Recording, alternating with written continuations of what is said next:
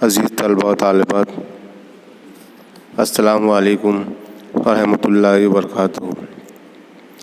आज की इस उर्दू ऑनलाइन क्लास में आप तमाम का इस्तकबाल है।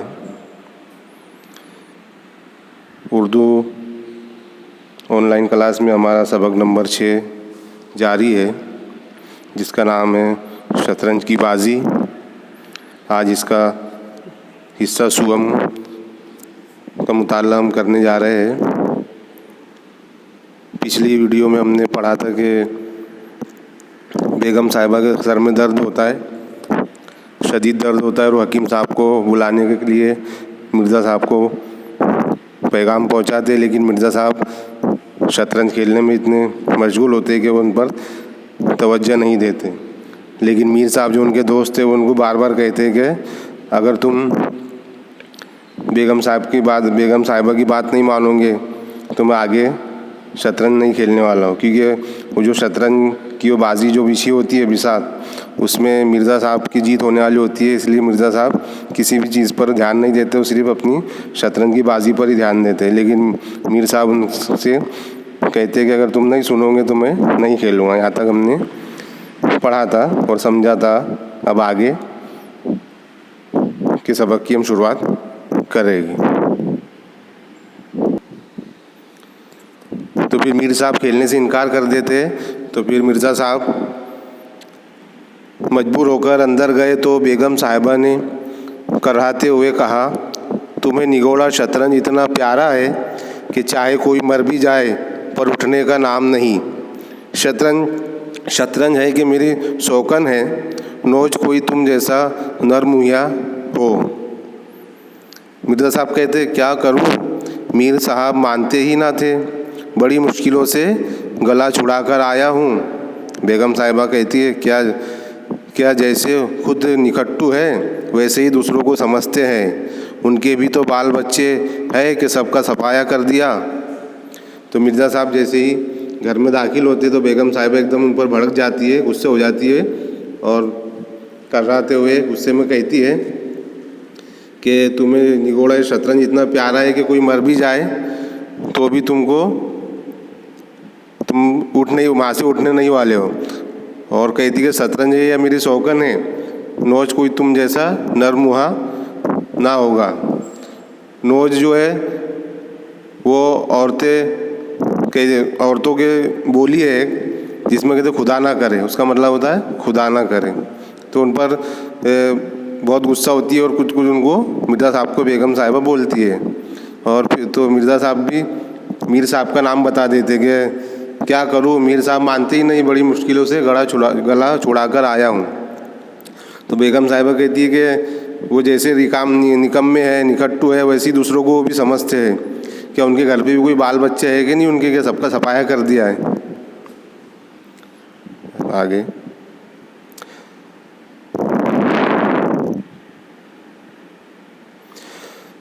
मिर्ज़ा साहब कहते हैं बड़ा अल्लती आदमी है, जब आकर सर पर सवार हो जाता है तो मजबूर होकर मुझे भी खेलना ही पड़ता है। बेगम साहिबा कहती है धुतकार क्यों नहीं देते कुत्ते की तरह। मिर्ज़ा साहब कहते सुभान अल्लाह, बराबर के आदमी हैं, उम्र में रुतबे में मुझसे 2 उंगल ऊँचे हैं, मुलाजा करना ही पड़ता है। बेगम साहिबा कहती है तो मैं ही धुतकार देती हूँ, नाराज़ हो जाएंगे, कौन मेरी रोटियाँ चलाते हैं, रानी रूठेगी, अपना सुहाग ले लेगी। मम्मा से यानी उनके घर की नौकरानी से, जिसको अब्बासी कहते हैं, अब्बासी शतरंज उठा ला, मीर साहब से कह देना मियाँ अब ना खेलेंगे, आप तशरीफ़ ले जाए, अब फिर मुँह ना दिखाइएगा। तो मिर्ज़ा साहब कहते हाय हाय, कहीं ऐसा गज़ब ना करना, क्या जलील करवाओगी। ठहर अब्बासी, कमबख्त कहाँ दौड़ी जाती है। मिर्ज़ा साहब अपनी नौकरानी को रोकते हैं। तो फिर बेगम साहिबा कहती है जाने क्यों नहीं देते, मेरा ही खून पिए जो रोके। अच्छा उसे रोक लिया, मुझे रोक लो तो जानूँ। ये कहकर बेगम साहिबा खुद चिल्लाई हुई दीवान खाने की तरफ चली। मिर्ज़ा जी का चेहरा फक हो गया, हवाइयाँ उड़ने लगी, बीवी की मिन्नतें करने लगे, खुदा के लिए तुम्हें शहीद करबला की कसम, मेरी ही मैयत देखे जो इधर कदम रखे। लेकिन बेगम साहिबा ने एक ना मानी। दीवान खाने के दरवाजे तक गई। यकायक नामहरूम के रूबरू बेनकाब जाते हुए पैर रुक गए। वहीं से अंदर की तरफ झांका। उसने इत्तेफाक से कमरा खाली था। मीर साहब ने हस्बे ज़रूरत 2-4 मोहरे तब्दील कर दिए थे। उस वक्त अपनी सफाई जताने के लिए बाहर चबूतरे पर चहलकदमी कर रहे थे। फिर क्या था, बेगम साहिबा को मुंह मांगी मुराद मिली। अंदर पहुंचकर बाजी उलट दी। मोहरे कुछ तख्त के नीचे फेंके, कुछ बाहर। तब दरवाज़ा अंदर से बंद करके कुंडी लगा दी। मीर साहब दरवाजे पर तो थे ही, मोहरे बाहर फेंके जाते देखे। फिर चूड़ियों की झनकार सुनी तो समझ गए बेगम साहिबा बिगड़ गई। चुपके से घर की राह ली। तो मिर्ज़ा साहब जो है वो पूरा अपना जो गलती का, जो शतरंज का जो भी इल्ज़ाम है वो मीर साहब पर डाल देते कि वो ही करते ऐसा, मुझे मजबूर कर देते शतरंज खेलने में। जो भी है वो पूरा इल्ज़ाम मीर साहब के ऊपर डाल देते। तो बेगम साहिबा उनको कहती है कि उनको धुतकार क्यों नहीं देते कुत्ते की तरह। तो मिर्ज़ा साहब कहते हैं ऐसा मत कहो, वो मुझसे उम्र में भी रुतबे में भी 2 उंगल बड़े, यानी मुझसे उम्र में भी बड़े हैं और उनका रुतबा भी मुझसे बड़ा है। उनकी थोड़ी बहुत इज़्ज़त तो करनी ही पड़ेगी। बेगम साहिबा कहती है तो मैं ही धुतकार देती हूँ। बेगम साहिबा उनको कहती है मैं ही धुतकार दूँगी। कौन सी, अगर उनको गुस्सा आ जाए या बुरा लग जाए तो कौन सी मेरी रोटियाँ वो चलाते हैं, रानी रूठेंगी अपना सुहाग ले लेगी। तो ये एक मुहावरा है कि रानी रूठेगी अपना सुहाग लेगी, यानी किसी का भी रानी अगर नाराज़ होगी तो अपना ही नुकसान करेगी। ये एक मुहावरा है। और अपने वो नौकरानी से कहती है अब्बासी भी एक जो महलों में और बादशाहों के पास जो घरों में नौकरानी के तौर पर नौकर होते थे उनको अब्बासी भी कहा जाता था। जो औरतें होती थी नौकरानियाँ, उनको भी अब्बासी भी कहा जाता था। तो बेगम साहिबा उनको अब्बासी को कहती है कि जाओ शतरंज उठा ला और मीर साहब को कह दो कि अब मिर्ज़ा साहब अब नहीं खेलेंगे, आप फिर अपना मुँह ना दिखाना इधर। तो मिर्ज़ा साहब उनको रोकते हैं कि नहीं आया, ऐसा गज़ब ना करो, मैं जलील हो जाऊँगा, मुझे जलील करवाओगी। और उनको अब्बासी को रोकते हो कि अब्बासी कम वक्त रुक जा, कहाँ दौड़ी जाती है। तो बेगम साहिबा कहती है कि उसको तो रोक लिया, अब मुझे रोक कर बताओ। और ये कहकर बेगम साहिबा खुद चिल्लाती हुई गुस्से में दीवान खाने की तरफ जाती है। तो मिर्ज़ा साहब का चेहरा फक हो गया और हवाइयाँ उड़ने लगी। ये भी एक मुहावरा है, चेहरा फक होना और चेहरे पर हवाइयाँ उड़ना, यानी घबरा जाना। मिर्ज़ा साहब घबरा गए कि ये क्या, बेगम साहिबा तो सच में चली है।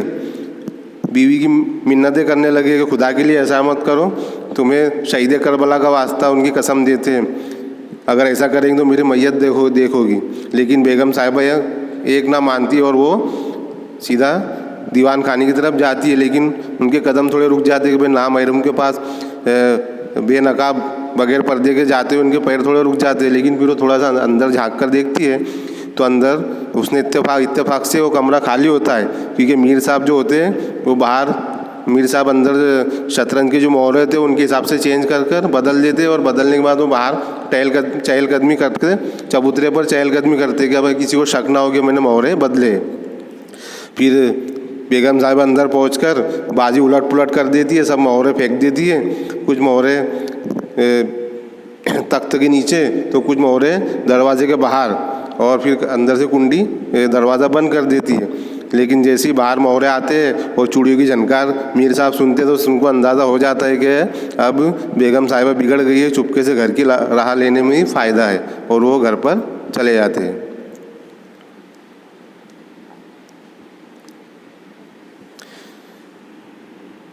मिर्ज़ा बेगम साहिबा से कहते तुमने गज़ब कर दिया। तो बेगम साहिबा कहती है अब मुआ इधर आए तो खड़े खड़े निकाल दूँ, घर नहीं चकला समझ लिया है। इतनी लो अगर खुदा से होती तो वली हो जाते। आप लोग तो शतरंज खेले, मैं यहाँ चूल्हे चक्की में सर खपाऊँ लौंडी समझ रखा है। अब जाते हो हकीम साहब के यहाँ कि अब भी तामुल है।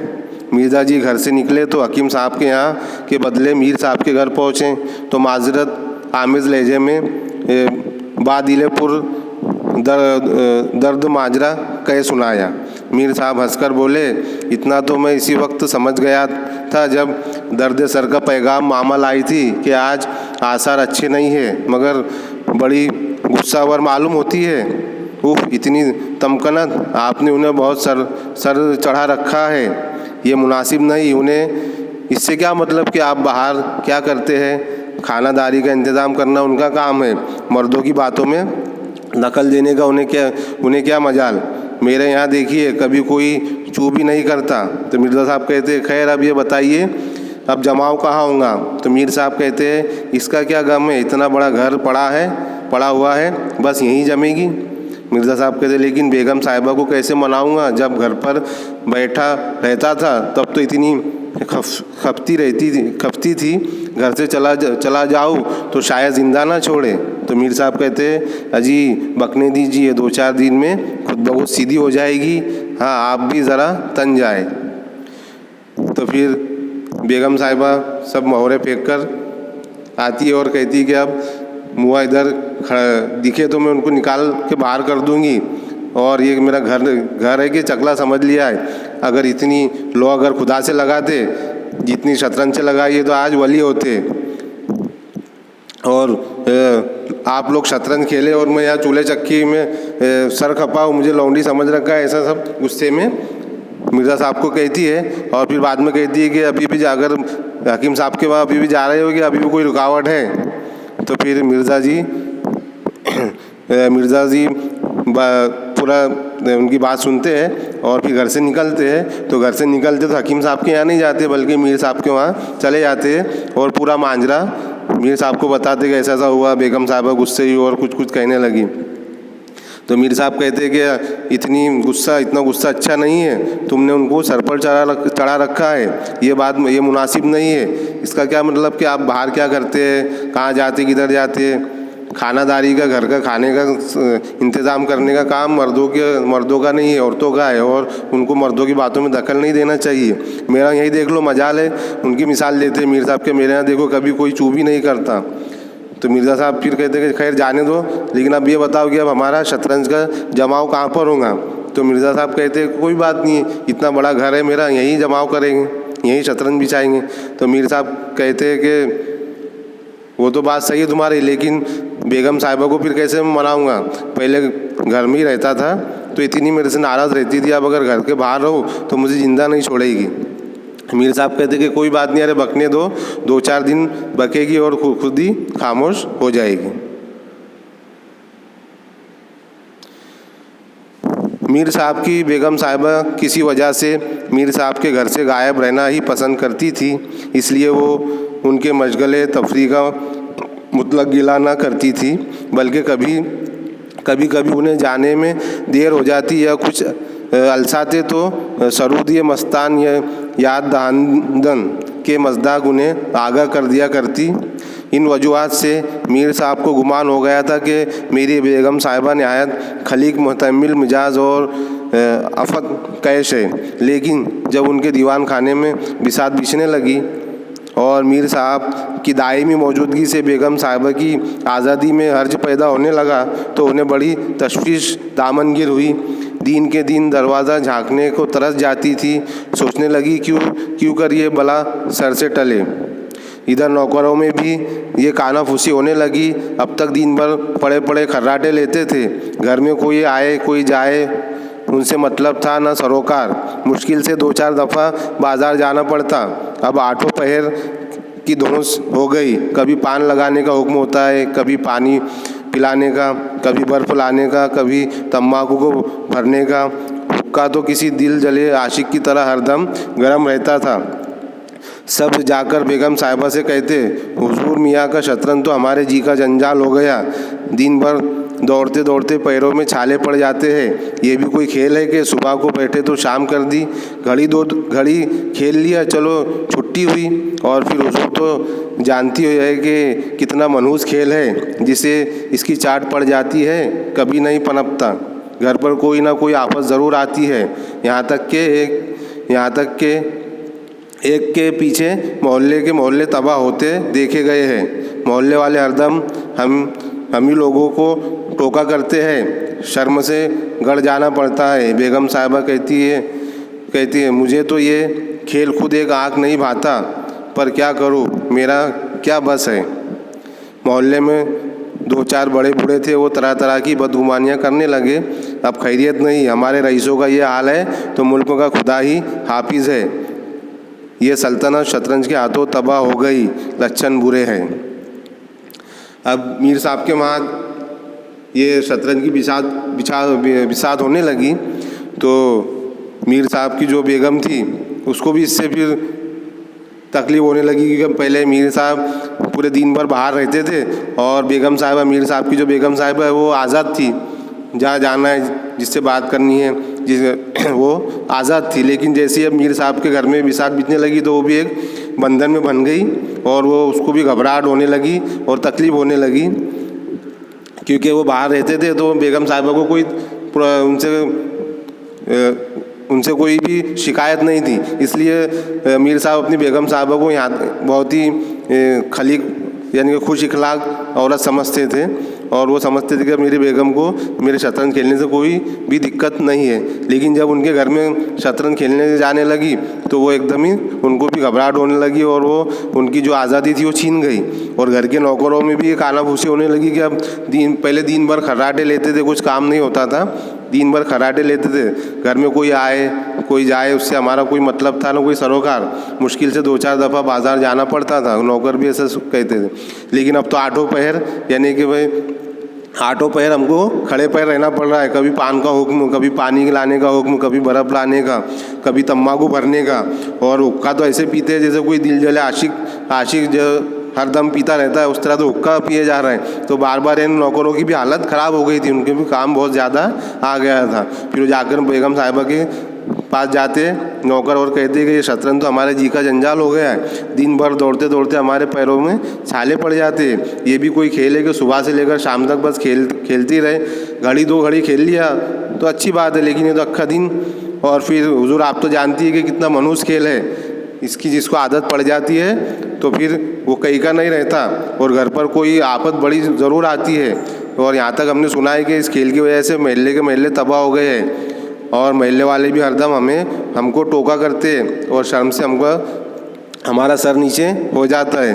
बेगम साहिबा भी कहती है कि मुझे भी ये खेल एक आँख नहीं भाता, पर क्या करूँ, मेरा कुछ बस नहीं चलता। और महल्ले के फिर जो बड़े बूढ़े थे वो भी तरह तरह की बदगुमानियाँ करने लगे कि अब खैरियत नहीं है, हमारे रईसों का ये हाल है कि अक्खा दिन शतरंज में पड़े रहते हैं, तो हमारे मुल्क का और हमारे शहर का अल्लाह ही हाफिज़ है, सल्तनत शतरंज के हाथों तबाह होने वाली है, लक्षण बुरे हैं। ऐसा ये बड़े बूढ़े उनको कहते हैं। मुल्क में वावेला मचा हुआ था, रियाया दिन दहाड़े लुटती थी, पर कोई उसकी फरियाद सुनने वाला ना था। देहातों की सारी दौलत लखनऊ में खींची चली आती थी और यहाँ सामान्य ऐश के बहम पहुँचाने पर सर्फ हो जाती थी। भांड नकाल थक अरबाब निशात की गरम बाजारी थी, सानकों की दुकानों पर अशरफियाँ बरसती थी। रईसज़ादे एक एक दम के एक अशरफी फेंक देते थे। मसारिफ का ये हाल और अंग्रेज़ी कंपनी का कर्जा रोज़ बरोज़ बढ़ता जाता था, उसकी अदायगी की किसी को फिक्र ना थी। यहाँ तक कि सालाना खराज भी अदा ना हो सकता था। रेजिडेंट बार बार ताकीदी खुतूत लिखता, धमकियाँ देता, मगर यहाँ लोगों पर नफ्स परवरी का नशा सवार था, किसी के कान पर जू ना रेंगती थी। खैर मीर साहब के दीवान खाने में शतरंज होते कई महीने गुजर गए। नत नए नक्शे हल किए जाते, नए नए किले तामीर होते और मस्मार किए जाते। कभी कभी खेलते खेलते आपस में झड़प हो जाती, तू में को नौबत पहुंच जाती, पर ये शुक्र रंजिया बहुत जल्द रफ़ा हो जाती थी। कभी ऐसा भी होता था कि मिर्ज़ा जी रूठ कर अपने घर चले जाते, मीर साहब बिसात उठाकर अपने घर में आ बैठते और कस्में खाते कि अब कभी शतरंज के नज़दीक ना जाएंगे। मगर सुबह होते ही दोनों दोस्त फिर मिल बैठते। नींद सारी बदमज़ीगियों को दूर कर देती थी। एक दिन दोनों अहबाब बैठे शतरंज के दलदल में गोते खा रहे थे कि शाही रसाले का एक सवार वर्दी पहने असला से लैस मीर साहब का नाम पूछता आ पहुंचा। मीर साहब के हवास उड़े अफसाने हंस हो गए। खुदा जाने क्या बला सर पर आई।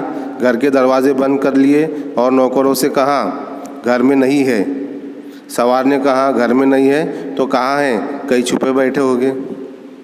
फिर उस वक्त ऐसा है कि मुल्क में बहुत ही वावेला यानी कि लूट फाट का दौर चल रहा था और जो आवाम थी मुल्क की वो दिन दहाड़े लूटी जाती थी। कोई किसी को लूट रहा है, कोई किसी को लूट रहा है।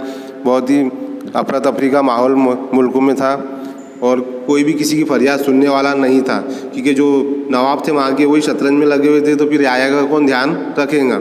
और लखनऊ देहातों की सारी दौलत लखनऊ में चली आती थी, क्योंकि यहाँ पर लखनऊ में ऐशो इशरत का बहुत सामान था। नाच गाना, तरह तरह के खेल, जुए सट्टे, सब लखनऊ में हर चीज़ मुहैया थी। तो जो गांव के देहात के लोग हैं वो भी पैसा ले लेके लखनऊ में आते थे और सानकों की दुकानों पर अशरफिया बरसती थी, यानी जो नाचने वालियाँ हैं उनकी दुकानों पर उन पर लोग अशरफिया बरसाते थे, पैसा लुटाते थे। और रईसज़ादे एक एक दम की एक एक अशरफी फेंक देते थे और नशा करने के लिए भी वो एक एक दम की एक एक अशरफी देते थे। मसारिफ यानी जो खर्च का ये हाल हो गया था कि लोग बेहिसाब खर्च करने लगे थे, फजूल खर्ची। और फिर अंग्रेज़ी कंपनियों का कर्जा रोज़ बरोज़ बढ़ता जाता था। कर्जा लेने के लिए अंग्रेज़ों की कंपनी से लखनऊ के जो नवाब थे वो कर्जा लेते रहते थे। इसकी अदायगी की किसी को फिक्र ना थी कि भाई इतना कर्जा ले रहे तो इसको अदा कौन करें, किसी को कोई फिक्र ना थी। यहाँ तक कि सालाना खराज भी अदा ना हो सकता था। जो खराज बोलते हैं सूद को, तो जो पैसे पर जो सालाना जो सूद लगता था वो भी अदा नहीं होता था। तो जो रकम है वो कहाँ से अदा होंगी। और बार बार रेजिडेंट बार बार ताकीद खतूत लिखता था, उनको नोटिस भेजता था कि भाई तुम्हारा कर्जा बढ़ता जा रहा है, तुम सूद नहीं अदा कर रहे। ये बार बार उनको ख़त लिखे जाते थे, धमकियाँ देता था। मगर यहाँ लोगों को किसी को फिक्र नहीं थी, क्योंकि सब नफ्स परवरी का नशा सबको सवार था। सब अपने अपने नफ्सों के ग़ुलाम हो गए थे। और मीर साहब के दीवान खाने में शतरंज होते कई महीने गुजर गए। मीर साहब के वहाँ फिर वो शतरंज खेलते खेलते कई महीने गुजर गए और वो शतरंज खेलते खेलते नए नए नक्शे हल करते, नए नए किले तामीर करते, ख़याली किले तामीर करते, खेलते खेलते बड़ी बड़ी बातें करते और वो किलों को मसमार भी करते। फिर कभी कभी खेलते खेलते आपस में उनकी अनबन भी हो जाती, झड़प भी हो जाती, तू मैं तक नौबत आ जाती। लेकिन ये शुक्र रंजिया जो है, यानी अनबन जो मामूली सी रंजिश है, ये ज़्यादा दिन तक नहीं रहती और कुछ ही पल में वो रफा भी हो जाती। कभी ऐसा भी होता कि मिर्ज़ा जी रूठ कर अपने घर चले जाते और मीर साहब फिर बिसात उठाकर घर में आ बैठते और कसम खा लेते कि अब कभी शतरंज के नज़दीक भी नहीं जाएंगे। मगर सुबह होते ही दोनों फिर आपस में दोनों फिर मिल बैठते, यानी नींद जो होती है वो सारी बदगुमानियों को उनकी दूर कर देती है। फिर एक दिन ऐसा होता है कि सब अहबाब शतरंज के दलदल में गोते खा रहे होते, यानी इतने मशरूब होते हैं शतरंज खेलने में दोनों।